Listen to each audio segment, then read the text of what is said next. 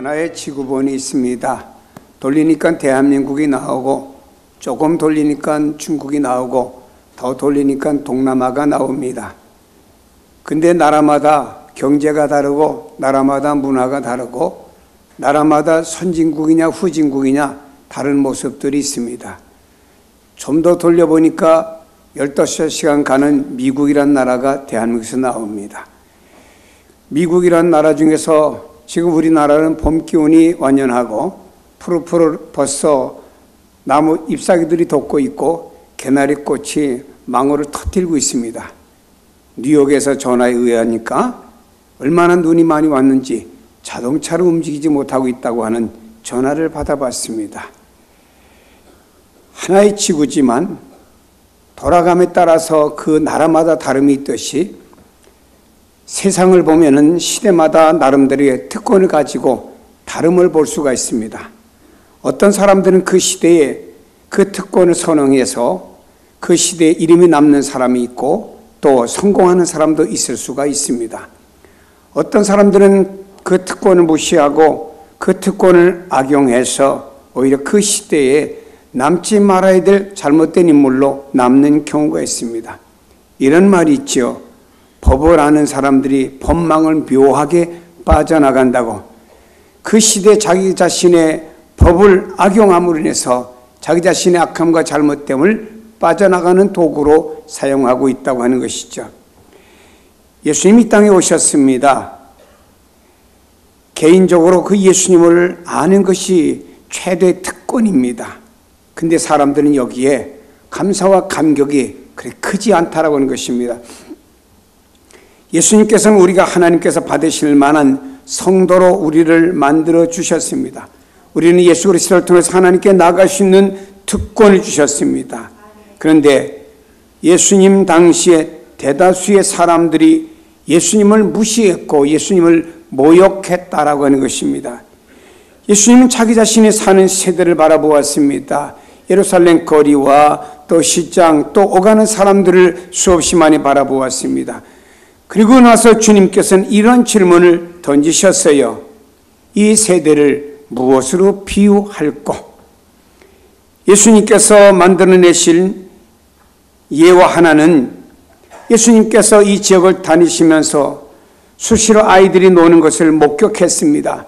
주님께서는 이 아이들이 노는 모습을 비유로 해서 내가 이들에게 뭔가 메시지를 줘야 되겠다고 주님은 생각하셨겠지요. 예수는 자신이 사역하는 세대를 패역한 세대라고 말씀하셨어요. 패역이라는 말은 어리석다는 말이고요.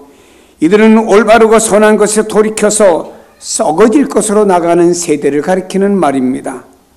그들은 옳고 합당하고 받아들일 만한 것에 대해서는 반발을 했습니다.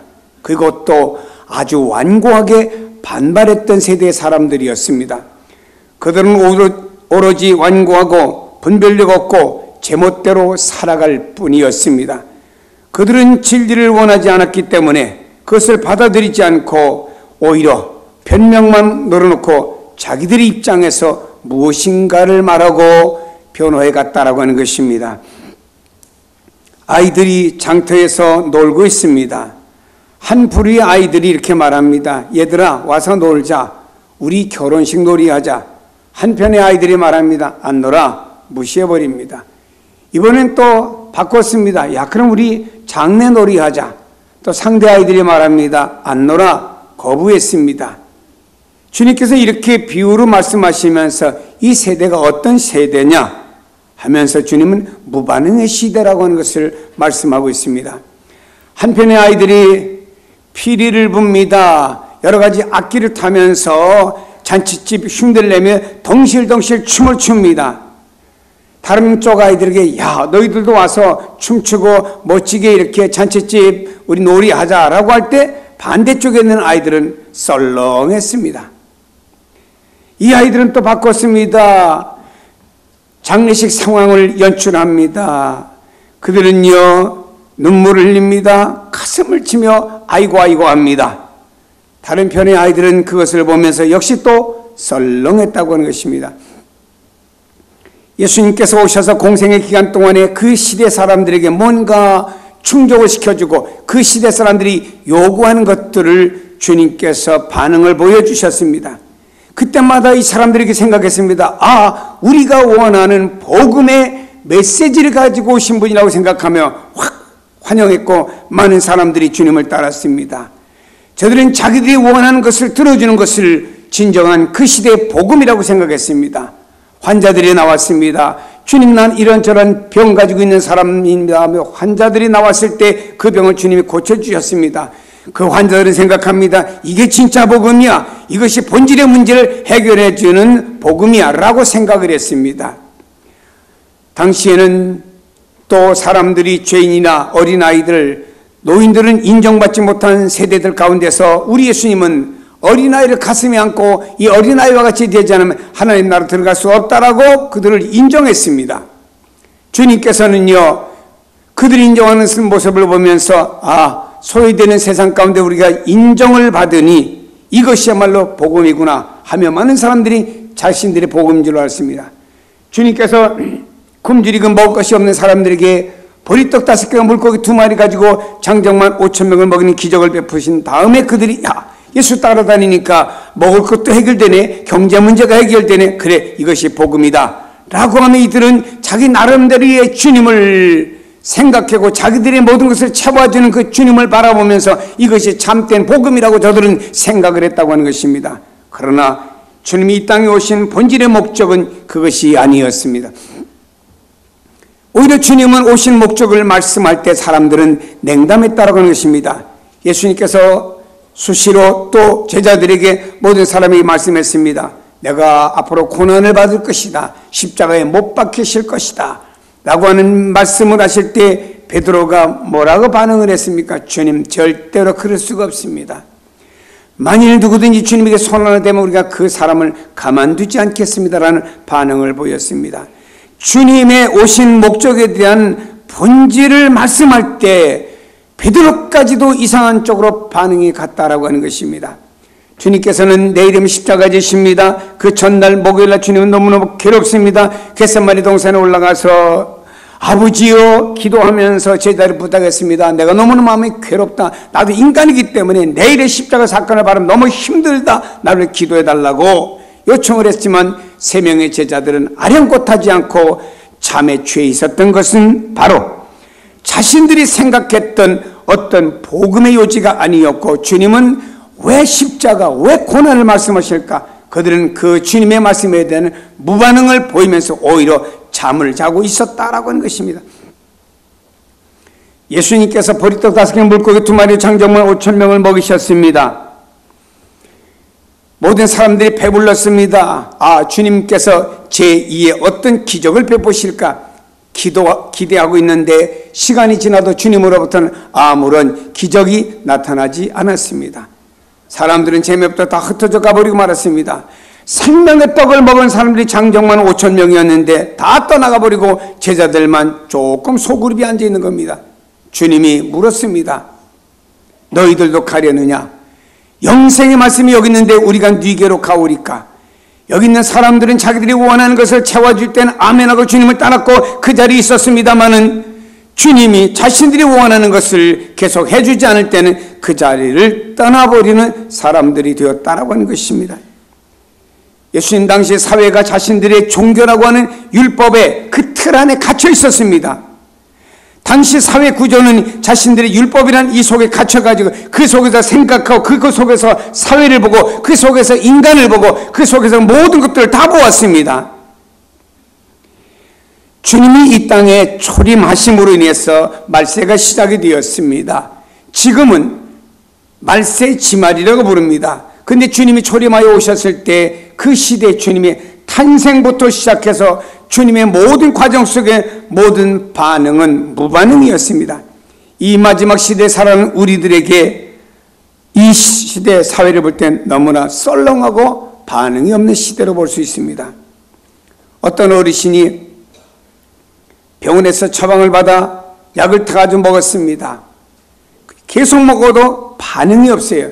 그렇다고 이분은요, 그 약을 먹으면 반응이 있어야 되는데 반응이 없으면 어떡합니까? 그 병에서는 노연할 수가 없고 자유할 수가 없겠죠. 어떤 선교사가 아프리카에 가 선교합니다. 갈 때 자기는 한국에서 항생제를 사가지고 간답니다. 이 아프리카에서 선교를 받는 원주민들은 아프면 약이라고 하는 걸 먹어보지 않았답니다. 그런데 한 알의 항생제만 먹어도 그들은 금방 효과가 나타난답니다. 반응이 나타난다 이거죠. 사람에게 반응이 없다고 하는 것은 죽은 것일까요? 병든 것일까요? 아니면 사고 났기 때문에 부분적으로 반응이 없는 것일까요? 예수님께서는 사대 교회를 향해서 요한계시록 3장 1절에 말씀합니다. 너희는 살았다 하는 이름은 가졌으나 실상은 죽은 자로다. 사대 교회는 교회입니다. 교회 간판은 사대 교회라고 딱 붙어 있습니다. 그 교회에 드나드는 사람들은 성경 찬송을 들고 교회를 드나듭니다. 하나님을 찬양합니다. 예배합니다. 그들은 성도의 공동체라고 하는 공동체 속에 살아가고 있습니다. 근데 주님이 보셨던 시각은 달랐습니다. 너희들은 살았다고 하는, 믿는다고 하는 이름은 가졌을는지는 몰라도 내가 볼 때 너희는 실상 죽은 자라 이 말입니다.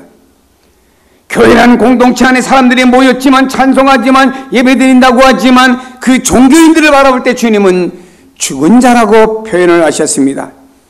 야고보 사도는 이렇게 말합니다. 행함이 없는 믿음은 죽은 믿음이라고. 신앙의 삶에 반응이 삶 속에 나타나야 됩니다. 믿는다고 한 그 믿음이 삶 속에 반응으로 나타나지 아니하고 하나의 철학이 되고 이념이 되고 종교적인 관념으로 끝난다고 하고 아무런 반응이 없으면 이는 죽은 믿음이라고 여기 있는 야고보서는 말했습니다. 내가 신앙을 가졌다면 그 신앙에 대해서는 반드시 무엇인가 반응이 나타나야 되겠죠. 이사야 선지는 구약시대 때 이렇게 말했습니다. 여호와께서 말씀하시되 너희의 무수한 재물이 내게 무엇이 유익하리요. 나는 수양의 번제, 수송아지 어린 양, 수염소의 피를 기뻐하지 아니하노라. 여러분, 이스라엘 백성들은 하나님 앞에 나가서 제사를 드립니다. 갈 때마다 수송아지도 가져갑니다. 어린 양도 가져갑니다. 수양도 가져가고 수염소 가져갑니다. 가지고 피 있는 제사를 드렸습니다마는 주님은 No, 안 받는다. 난 너희들의 이런 제사 받지 않겠다 이거예요. 저들은 습관상은 들었을는지는 몰라도 저들의 마음속에 하나님을 경외하는 어떤 신앙에 대한 반응이라든지 하나님을 향한 어떤 사랑의 반응은 없었어요. 사회는 여전히 타락되고 잘못되었습니다. 이런 시대에 우리 하나님은 너희의 모든 이런 제사와 예배를 기뻐하지 아니한다고 말씀했습니다. 현 우리가 사는 시대를 바라봅니다. 주님께서도 당시 시대를 바라보면서 자기중심적이고 자기 종교 중심이고 자기 삶의 중심으로 간 무반응한 시대를 책망하셨지 않습니까? 여러분이 온라인 시대를 보세요. 많은 사람들이 자기중심적이고 아무런 반응을 보이지 않습니다. 아이들이 누가 피를 불어도 춤추지 않고 누가 애곡해도 눈물 한 방울 나지 않습니다. 사회는 무관심합니다. 이웃에 누군가가 어떤 축할 일이 있어도 그건 나와 상관이 없습니다. 이웃에 어떤 아픔이 있어도 그건 나와 상관이 없습니다. 누군가가 저 지하철에서 내려서 어르신이 계단을 힘겹게 올라가도 옆에서 누군가 부축하는 사람 없이 그냥 힐끔 쳐다보고 가는 무반응한 시대라 이 말입니다. 오늘 교회도 보면 어떤 교회가 어려움을 당합니다. 힘들어합니다. 그러나 옆에 교회는 큰 대형 교회가 있지만 그 옆에 교회의 아픔과 문제는요 무관심하고 우리가 아니기 때문에 상관이 없다고 생각합니다. 한 교회 안에서도 그렇습니다. 내가 아닌 다른 사람, 내가 잘 모르는 사람이 어떤 문제가 있습니다. 그건 나와 상관이 없다고. 복음은 내게만 있고 내 안에서 그것이 나를 축복된 삶으로 이끌어가면 그것으로 끝난다고 하는 이런 생각들을 가지고 있습니다. 여러분, 주님이 자신 안에서 복음으로 끝나지 않았습니다. 주님은 자기 자신의 보혈을 통해 많은 사람들이 그 안에서 삶을 주기 위해서, 새로움을 주기 위해서, 거듭남을 주고 속죄를 주기 위해서 주님은 십자가에서 자신을 버리신 겁니다. 그렇다고 하면은 그 십자가 안에서 모인 우리들이 무관심하다고 하면은 과연 내가 영적으로 어떤 사람인가를 한번 돌아봐야 되겠죠. 다음에는요, 여러분이요, 이 시대에 이른 무반응한 시대가 바로 예수님을 십자가에 못 박게 만들었고요. 그 다음에 이 시대는요, 역반응의 시대라고 부르고 싶습니다. 이 세대 사람들은 만족시킬 수 없는 까다로운 사람들이 얼마나 많은지 몰라요. 개성이 강하다고 할까요? 나름대로 자라난 문화와 배경과 학문과 모든 사람들이 다릅니다. 그러다 자기 나름대로 구성된 모든 것들은 분명히 다 나름대로 개체가 구성되어 있습니다. 근데 여러분, 모든 세대 사람들을 만족시킬 수 없는 까다롭고 힘든 세대인 것은 사실입니다. 자기들의 방식대로 살아가는데 제재를 가하면 어떤 것도 받아들이지 않습니다. 복음에 대한 반응을 보십시다. 성경을 기록할 당시에 세례 요한을 당시 사람들은 분리주의자라고 비난했습니다. 세례 요한은 광야에서 엄격한 금욕적인 생활을 합니다. 먹지도 마시지도 않고 있습니다. 자기 자신의 돌보는 생활은 아무것도 하지 않습니다. 자기 자신의 문화 모든 거 하나도 돌보는 게 없습니다. 이런 삶을 고도로 훈련된 삶이어서 그런지 몰라도 세례 요한은요, 광야에서 느끈히 견뎌가는 이런 사람이 되었지요. 세례 요한은 사람들과 사귀고 하는 친구를 만들려고 하지 않았습니다. 세례 요한은 자기 자신을 철저히 고립시켰고 모든 사람에게서 자신을 격리시켰습니다. 사람들은 저녁 때가 되면 자기 집으로 가고 온 가족들과 함께 그 집에서 오손도손 살아가지만 여기 있는 세례 요한은 광야에서 하늘을 이불 삼아 하늘을 바라보며 그 광야에서 밤을 지새웁니다. 사회에 어울리지 않았습니다. 고립된 삶을 살았습니다. 마치 어떤 사람이 산속에서 기도원에서 세상과 어울리지 않고 고립된 어떤 나름대로 기도하며 삶을 살아가는 사람과 같이 여기 있는 세례 요한은 다른 삶을 살아갔습니다. 세례 요한의 메시지는 세상으로부터 회개해라, 다른 삶을 살아라, 분리되어져라, 이 촉구하는 메시지였습니다. 사람들은 세례 요한을 가리켜 한쪽만 치우치는 사람이라고 말하면서 이 당시 사람들은 오늘 성경에 보니까 세례 요한을 가리켜 귀신 들린 자다, 정신병자다 이렇게 취급을 했습니다. 다음에 예수님이 오셨습니다. 이 예수님을 향해서는 당시 사람들이 세속주의 사람이라고 또 예수님을 비난했습니다. 예수님은 세례 요한과 정반대의 삶을 살아가셨습니다. 예수님은 자유의 복음을 전하셨습니다. 진리를 알지니 진리가 너희를 자유케 하리라. 예수님은 사람들과 더불어 먹고 사귀었습니다. 그들의 친구가 되었습니다. 그들이 지닌 사회적인 어떤 문제를 관여하셨습니다. 각양각색의 사람들 사이로 다니셨습니다. 주님은 죄인의 친구가 되어주셨어요. 어린아이를 영접해 주셨습니다. 당시 사람들이 부정하고 꺼리하고 각색 병자들은 자기 죄 때문에 병 걸렸다고 하는 그런 사람들을 고쳐주시고 가까이 하시니까 당시 사람들이 예수님은 죄인의 친구고 어떻게 잘못된 사람의 친구라고 하면서 예수님을 향해 비난의 화살이 쏟아졌습니다. 이러한 예수님을 가리켜 당시 사회는 죄인이다, 먹기를 탐하는 자다, 포도주를 즐겨하는 자다. 그래서 예수님을 가리켜 죄인들의 부도덕한 친구라고 예수님을 비난하기 시작했습니다. 자, 당시 사회는 이 사회가 두 가지 방법을 가지고 접근에 들어갔습니다. 세례 요한의 분리주의자적인 접근, 세상과 분리된 이런 방법을 가지고 믿음은 이렇게 근거하면 다른 삶을 살아가야 돼 하는 방법을 가지고 접근에 들어갔습니다. 예수님은 사교적인 교제로 접근하며 들어가며 그들과 더불어 먹고 마시며 함께 살아갔습니다. 그러나 그 당시 사회는 두 가지 방법을 모두 다 버버렸습니다. 그들은 놀고 있는 아이들과 같은 사람들이었어요. 만족시킬 수 없는 까다로운 사람들이 예수님 당시 시대의 사람들이었다고 하는 것입니다. 여러분요, 그들은 오히려 말입니다, 역반응을 보였습니다. 세례 요한에게도 역반응, 예수님에게도 역반응을 보였다라고 하는 것입니다. 어느 하나도 저들은 수용하려고 하는 사람들이 아니었어요. 여러분, 다른 삶을 살면 귀신 들렸다고 말하고 그들 속에 들어가서 함께 먹고 마시며 친구와 같이 복음 전하시면 그는 세속주의자라고 말하고 이래도 저래도 다 역반응이 나타나는 것이 예수님 당시의 사회였음을 볼 수 있습니다. 현대인들을 봅니다. 예수님 당시와 현 시대를 좀 비교해 본다고 하면은 자신들의 삶, 이것을 위해서는 사람들이 엔조이 하는데 이 시간에 방해를 받고 괴롭힘을 당하는 것을 원치 않습니다. 예수님을 위해서 고난을 받읍시다, 자기 십자가를 짊어집시다. 여기에 대한 반응은 오히려 역반응이었으면, 나는 앉아, 왜 내가 이거 해야지, 난 편하게 살아야 돼, 한 번의 인생 멋지게 살아야지, 오늘 이 삶 난 놓치기 싫어. 자기 자신의 일만 해나가기를 원합니다. 자신의 삶의 방향만을 계속해 가기를 원하고 있습니다. 어떤 사람은요, 분별력 없이 경솔합니다. 메시아에게 있는 하나님의 영광스러운 계획, 배후에 숨겨진 진리, 속죄에 대하여 생각지를 않습니다. 진리의 실체이신 예수님, 곧 세상 또 죄 타락에서의 구원의 길을 제시하시는 예수님 안에 감춰지신 하나님의 어떤 존재 내용들, 세상에서 구원받기 위해서 예수님이 우리에게 절대로 필요한데, 우리가 세상 구원받고 하나님의 인도를 받기 위해서 예수님이 절대로 필요한데 사람들은 이 예수를 거부하고 있다라고 하는 것입니다. 어떤 사람들은 자기의 멋대로 마음대로 살아가는 걸 좋아하고 있습니다.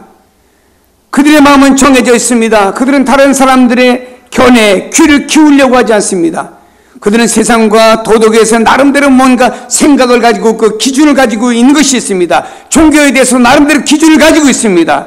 그들은 자기들이 바라는 대로 안락한 생활을 하기를 원하고 있습니다. 그러므로 그들은 아무리 합리적인 것이라도 다른 사람의 견해를 완강하게 거부하며 자신의 어떤 기준에서만 살아가려고 하면서 오히려 무엇인가를 거부하는 세대에 있다라고 하는 것입니다. 어리석은 세대는 자기에게 모순된 점을 정당화해 가고 있지요. 요한은 회개와 분리의 복음을 전파하며 살아갔습니다. 예수님께서는 자유의 복음을 전파하시면서 살아가셨습니다. 이것은 마치 극과 극과 같이 여기 있는 세례 요한은 이런 모습, 예수님은 이런 모습으로 정반대의 모습과 같이 예수님 두 가지 예를 들었는데, 한 어린아이는 잔치에 대해서, 한 어린아이들은 장례에 대해서 극과 극의 무엇을 말씀을 메시지를 통해 주었지만 이들은요 두 가지의 모든 걸 받아들이지 않고 반대로 트집 잡기만을 원했다라고 하는 것입니다. 어느 것 하나도 받아들이지 않았습니다. 그들의 마음에는 받아들일 만한 옥토가 없었습니다. 그들은 다만 자신들의 일만 하려고 했습니다. 저들은 어리석은 행위를, 자기 자신들의 모순된 것을 정당화하고 받아들이려고 했습니다. 그래서 예수님은 자기들에게, 유대인들이 볼 때는 말이에요, 서기관, 제사장, 바리새인 이 무리들 볼 때 예수님이 꺼리끼는 존재들이에요. 자신들에게 집중되었던 모든 종교적인 관점이 다시 예수님에게로 갑니다. 꺼리끼니까 어떻게든지 그 예수를 우리가 뭔가 흠집을 내야 되겠다 해서 그 예수님을 십자가에 못 박는데 신성 모독죄라는 것을 만들어 가지고 뒤집어 씌워서 예수님의 십자가에 못 박게 만든 것이죠. 잘못된 율법주의자, 잘못된 신앙들이 예수님을 십자가에 못 박게 만든 거예요. 우리들의 잘못된 신앙이 과연 하나님 볼 때 기뻐하는 신앙이냐를 우리가 한번 생각하고 점검하고 지나갈 마음이 없습니까, 여러분? 여러분이 역반응이 예수님의 십자가에 못 박게 만든 거예요. 저들은 군중들을 선동했습니다. 군중들이 반응이 없으니까 다 돈을 줘가면서 선동하고 매수했지요. 사람들은 말입니다, 한 손은 주머니 넣고 준 돈을 가지고 만지작거리면서 내가 돈 값어치는 해야지, 바라바를 내보내라, 예수를 십자가에 못 박아라 외쳤습니다. 한쪽 손은 저들 주머니 돈을 만지작거리면서 저들은 이것을 구호가 아닌 것을 외쳤습니다. 심지어는 빌라도에게 당신이 이 지역을 통치하려고 하면은 우리 말을 들어줘야 된다고 하면서 지도자를 압박해가지고 자기들이 원하는 결론으로 몰아가도록 유대주의자들은 한 것입니다. 예수님께서 오셔서 하나님의 말씀을 전하실 때 어떤 사람들은 가슴을 치며 회개하는 반응을 보인 사람도 있어요. 어떤 사람들은요, 듣고는 돌아서서 그저 무관심하게 가는 사람이 있습니다. 그러나 서기관, 제사장, 바리새인들은 주님이 가신 곳마다 따라다니며 사람들 붙여갖고 예수님이 하시는 말씀을 토시 하나 내는 자가 다 적게 만들면서 여기에 흠잡을 게 무엇이 있는가 해서 역반응을 보여가지고 예수님은 십자가에 못 박게 만들었다고 하는 거예요. 어제 제가 어느 목사님 아드님이 결혼해서 주례해달라고 하길래 가서 주례를 평택까지가 쓰고 왔어요. 저는 그 아버지 목사님은 후배이기 때문에 잘 압니다. 신랑과 신부는 어제 처음 봤어요. 입장할 때부터. 근데 제가 줄에서 말씀을 전하는데 신부도 역시 목사님 딸인데 서가지고는 신부가 아멘, 아멘, 아멘 하고 말씀을 받더라고요. 끝나고 나서 제가 줄에 자고 사진 찍는데 둘 어깨를 툭툭 치면서 잘 살아. 신부가 하는 말이 오늘 말씀에 큰 은혜 받았습니다 하는 반응을 오더라고요. 똑같은 주례를 제가 했는데 어떤 신혼부부는요 아무런 반응도 없고 돌아서서 신혼여행 가기 바빠갖고 주례 말씀이 뭔지도 하나도 기억도 안 나는 사람도 있답니다. 어떤 목사님이 주례에 섰습니다. 신랑과 신부는 다른 교회 나가니까 그 부모님이 교회 나오니까 목사님이 부모님을 로비에서 지나치 만나갖고 그래 결혼한 자녀는 잘 살지요? 그랬더니 그 부모님이 네 라고 대답을 했습니다. 그리고 돌아가서는 그 부모님이 우리 목사님이 애들 잘 살지요? 라고 말한 건 우리 애들이 못 살길 바라는 건가? 어떻게 그런 걸 상상합니까? 목사님 마음에 그게 0.1%도 없는 거 어떻게 시나리오를 만들어 갖고 어떻게 그런 반응을 할 수 있습니까? 이것이 역반응이라고 하는 거죠. 목사가 붕괴가 설교를 합니다. 어떤 분들은 아멘하고 은혜 받고 자신의 잘못된 삶과 신앙을 고치려고 애쓰는 사람이 있어요. 어떤 사람들은 듣고는 돌아가서는 다 잊어버립니다. 어떤 사람들은 강사그 목사 소리를 때려. 담임 목사 또 고자질 했나 보지. 어떻게 그런 생각들을 하나님 말씀 들어가면서 합니까? 왜 그랬습니까? 역반응이니까. 예수님 당시에도 하늘 영광 버려두시고 이 땅에 오신 예수 그리스도 그분을 통해서 하나님의 말씀이 전해질 때 그들은 말입니다. 어떻게 하면 저 메시지 속에서 트집을 잡아갖고 저 예수를 죽일 수가 있을까? 이런 반응을 보인 역반응을 보인 사람들이 있었다라고 하는 것입니다. 사랑하는 여러분이요, 이 시대는 많은 것들이 뒤틀려 있어요. 그러다 보니까 좋은 것도 좋게 보지 않습니다. 반대 방향으로 보는 게 얼마나 많은지 모릅니다. 이제 우리 믿음의 사람들은 어떤 사람이 되어져야 될까요? 신앙이 뭔가요? 신앙은 반응이에요. 성경은 말씀합니다. 우는 자와 함께 더불어 울라고 그랬어요. 웃는 자와 함께 웃으라고 그랬습니다. 우리 주님께서는 말씀하시기를 왜 이쪽에서는 웃는데 반응이 없냐? 왜 이쪽에서는 우는데 왜 반응이 없냐 이거예요. 여러분이 아이들을 보면 아이들은요 친구들과 금방 동화돼가지고 어떤 반응을 보이는 것을 볼 수가 있습니다. 신앙에는 반응이지요. 우리 하나님께서 노아야 방주를 지어라. 노아는 반응을 보였습니다. 그러나 그 당시 사회는 노아에게 따가운 시선이 왔겠죠. 저 영감 산 꼭대기에다 무슨 배를 지어? 정신이 있어 없어? 이런 반응이 계속 올지라도 노아라고 하는 사람은 그들의 시선과 반응을 바라보지 아니했습니다. 노아는 하나님을 바라보고 하나님의 말씀을 바라보고 거기를 꾸준히 120년 동안 간 노아의 신앙의 반응이죠. 하나님께서 아브라함이라는 사람을 불렀습니다. 아브라함이라는 사람 하나님께 부름을 받았을 때 갈 바를 알지는 못했습니다. 어디로 가야 될지 방향을 알아야 될 것 아닙니까? 그러나 그는 고향과 친척과 아비집과 모든 것을 다 버리고 갈 바를 알지 못했지만 그는 하나님의 부르신 부름에 대한 반응, 신앙에 대한 반응을 하고 갈 바를 몰랐지만 가족과 함께 발걸음 옮겼다라고 하는 게 이게 신앙의 반응 아닌가요?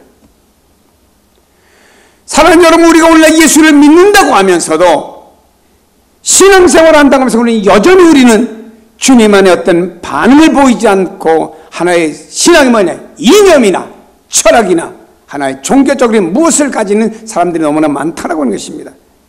하나님께서 여호수아에게 말씀했습니다. 가나안 땅 들어가 첫 번째 성인 여리고성을 돌라고 그랬습니다. 법궤를 메고 돌라고 그랬습니다. 하나님의 말씀이 담겨진 법궤를 메고 그 여리고성을 돈들 사람의 계산으로 따져볼 때는 무슨 효과가 있겠습니까? 매일 돌았습니다. 7째 날에 돌았습니다.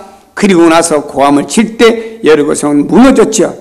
여기 있는 여호수아와 이스라엘 백성들은 말입니다, 하나님의 말씀을 믿고 거기에 대한 반응을 보인 겁니다. 매일같이 돌았어요. 7일째가 7바퀴 돌았습니다. 신앙에 대한 반응을 보인 것뿐이고 여리고성은 하나님이 무너뜨린 거예요. 우리는 이렇게 생각합니다. 어떻게 해요? 내가 하나님 이렇게 믿으면 이렇게 하나님 역사할 것이다. 어떤 내 나름대로 하나님에 대한 각본과 계획을 가지고 하나님을 믿고 의지하려고 합니다. 아무런 역사가 안 일어나요. 하나님 우리의 약박한 지식에 속으실 하나님은 아니죠. 우리가 하나님 앞에 보여드릴 것은 믿음에 대한 반응입니다. 예수님께 나왔던 수많은 사람들은 주님께 대한 반응이 저들의 삶을 변화시켰다고 하는 것입니다. 가난한 여성이었습니다. 이스라엘 백성도 아니었습니다. 여성이 주님께 나왔습니다. 내 딸이 흉악한 귀신을 들려서 주님 좀 도와주세요.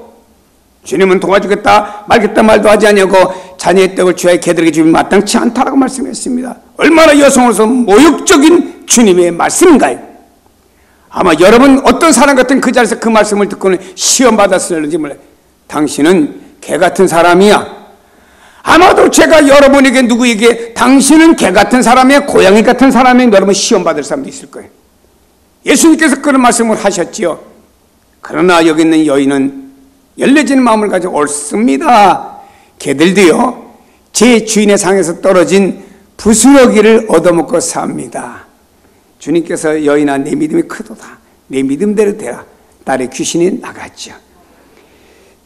여러분 우리는요 너무 우리가 계획을 신앙생활 한다고 하면서 하나님의 주권, 섭리, 창조 다 믿는다고 하면서 우리는 여전히 우리 자신의 신앙의 논리에 갇혀있는 우리 자신을 발견해 보세요. 자, 주님께서 제자들에게 말씀했습니다. 장정이 한 5,000명 되는데 이들이 먹을 것을 주어야 되겠다. 그 전에 주님께서 말씀하시기 전에 이들에게 어떻게 할 것을 아시고 제자에게 던졌습니다. 빌빌한 제자의 반응이 왔죠. 주님, 이들을 계산적으로 따져보면요 이들이 먹으려고 하면 엄청난 이런 돈이 있어야 됩니다. 지금 돈 없어요. 다 전대가 비었습니다. 그리고 주님, 돈이 있다고 해도 어디가 갑자기 이 많은 사람이 먹을 수 있는 떡빵을 구해오겠습니까? 불가능합니다. 주님은 하나님의 역사로 다음 계획을 분명히 준비하고 그것에 대한 반응을 보는데 여기 있는 제자의 반응은 불가능합니다. 안 돼요. 이런 반응을 보였죠. 바로 이것이 우리의 모습이 아닌가를 한번 좀 보십시다. 여러분의 그 똑똑한 머리, 논리 다 좋아요. 그 논리 속에 자기가 갇혀있고 그 논리 속에서 하나님의 역사를 거부하는 여러분 되지 말자 이겁니다. 우리는 하나님께 무엇을 믿음을 보여드리면 되는 거예요. 저도 가끔 TV를 봅니다. 그럼 여러분 이렇게 반응을 보일 사람이 있으려면 목사님 세속화됐나? 그리고 비난의 화살을 쏘면 할 수 없죠. 맞아요. 얘기죠. 아니 방패를 가지고 막을까요? 한 번은 봤더니 강호동 씨가 나오는데 스타킹이라는 게 나오더라고요.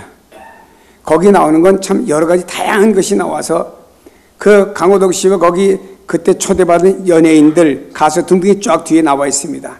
그런데 어떤 사람이 나와서 진짜 장애를 딛고 어떤 자기 나름 특기를 가진 거 가지고 발표를 하니까요. 거기는 연예인들이 다 금방 확 눈물 흘리고 울더라고요. 야, 금방 반응 없겠다. 교인들은 때때는 텔레비에서도 은혜 좀 받아야 되겠어. 그리고 그 누군가 나와서 신나게 음악을 춤을 추니까요. 거기 있는 사람들한테 다 춤들을 추고 모양도 안 나는 춤을 춥디다. 반응이죠. 반응이라는 얘기입니다. 신앙은 반응이에요. 가만히 앉아고 거룩한 척하고 돌아가면 아무런 신앙의 변화도 없으면 하나님 역사가 없잖아요. 여러분이 기억해야 됩니다. 무반응과 역반응이 예수님의 십자가에 못 박혀 했습니다. 신앙은 반응을 통해서 우리가 속죄와 신앙은 반응을 통해서 우리의 거듭남과 새로움과 신앙은 반응을 통해서 하나님 역사가 일어난다는 사실을 믿으시길 바랍니다. 신앙은 반응 속에 하나님 역사하시고 그 반응 속에 하나님 뭔가 새로움이 나타난다는 사실을 믿으시기를 바랍니다. 하나님 앞에 더디 반응하고 하나님 앞에 더디 하려고 하면은요, 내가 손해를 보는 거죠. 주님께서 여러분에게 묻습니다. 내가 너를 선택하고 불렀고 내 너를 위해 십자가에서 다 내어 주었건만 너는 나를 위해 무엇하느냐?